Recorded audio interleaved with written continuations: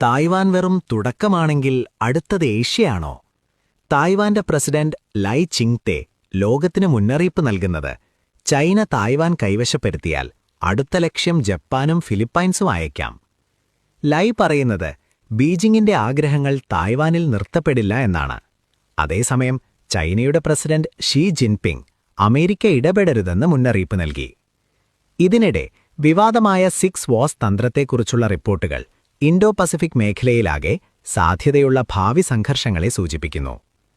ഈ ആരോപിത റോഡ്മാപ്പിൽ Taiwan, south China see, ഇന്ത്യയുടെ അരുണാചൽ പ്രദേശ്, ജപ്പാന്റെ സെംകാക്കു ദ്വീപുകൾ, മംഗോളിയ എന്തിന് റഷ്യ വരെ ഉൾപ്പെടുന്നു.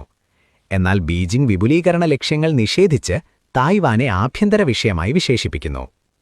മേഖലയിലാകെ അമേരിക്കൻ സൈനിക സാന്നിധ്യവും ജപ്പാൻ, ഫിലിപ്പൈൻസ് പോലുള്ള രാജ്യങ്ങളുടെ ജാഗ്രതയുമുള്ളതിനാൽ തായ്വാനിൽ ഏതൊരു നീക്കവും വലിയ ഭൗമരാഷ്ട്രീയ പ്രതിസന്ധിയിലേക്ക് നയിക്കാം.